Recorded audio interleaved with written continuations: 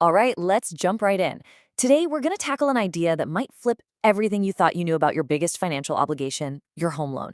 We're all taught to see it as this huge weight, a trap we need to escape from as fast as possible. But what if? What if it's actually a secret weapon, a hidden gold mine? Let's find out.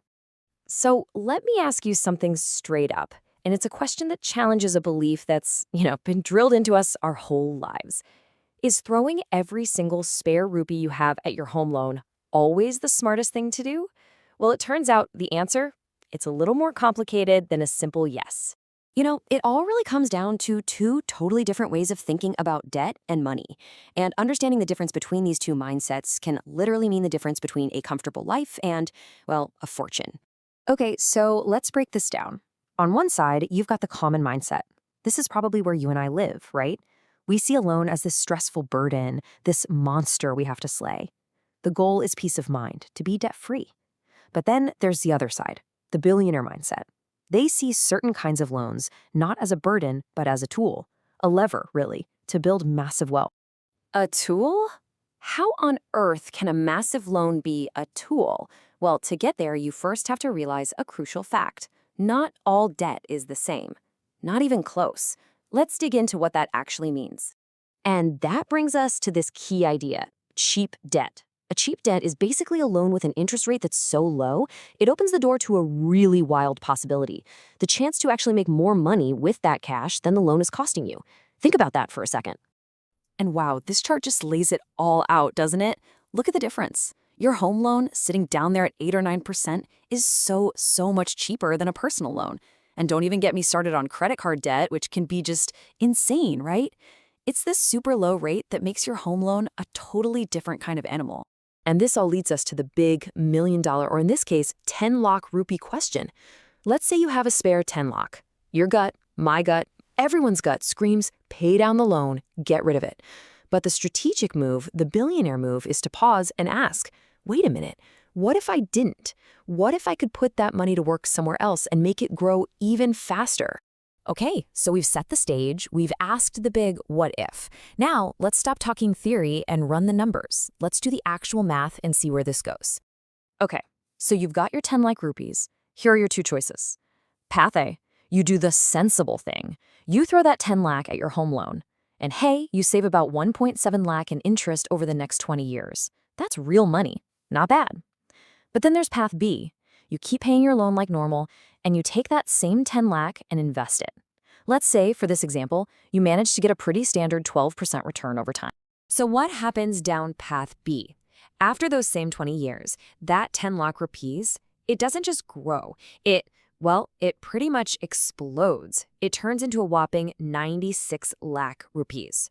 I mean, just look at this. This visual says it all, right? That 1.7 lakh saving on the left, that's nice. But then you look at the bar on the right. It's not even in the same sport. It's on a whole different planet. This is what we call opportunity cost. And man, does it hit you like a ton of bricks when you see it laid out like this. So you're probably wondering, how is that even possible? What's the secret sauce? Is it some kind of financial magic?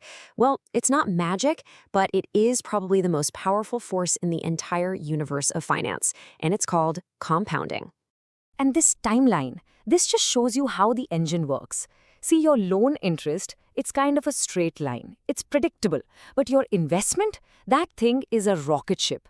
In the first decade, your 10 lakh grows to 31 lakh. Great. But look what happens in the second decade. It doesn't just add another 20 lakhs. No, it grows from 31 all the way to 96. That's the crazy acceleration of compounding. But hold on. It's not just compounding working its magic. There are actually a few other things helping you out here. First, there's inflation. Over time, that loan payment just feels cheaper and cheaper in real terms. Then you get those awesome tax benefits we'll talk about. Super important, you keep your cash liquid. If an emergency hits, you've got money on hand. You're not house rich and cash poor. And of course, you've got the heavyweight champion, compounding, doing all the work in the background. Okay, let's zoom in on this tax thing for a second because it's a big deal. Here in India, the government literally gives you a reward for having a home loan. You can deduct the interest you pay from your taxes. What this does is it basically makes your loan even cheaper than the sticker price. It juices the math even more in your favor.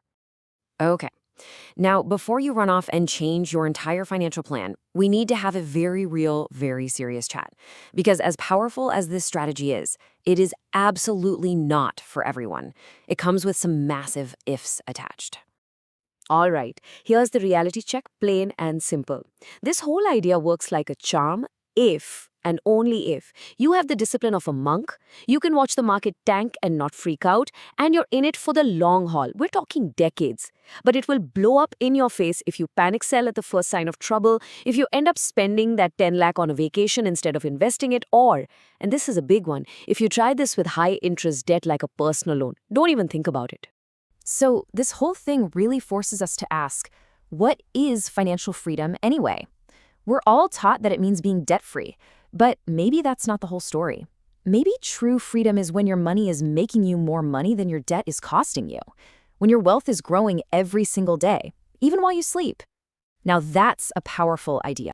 And that really brings us full circle, back to the billionaire's riddle. It's this idea that the best thing to do with your money isn't always the most obvious, safe thing to do. It's about seeing your home loan not just as a liability, but as a potential tool, and figuring out how to make that money multiply. Definitely something to chew on.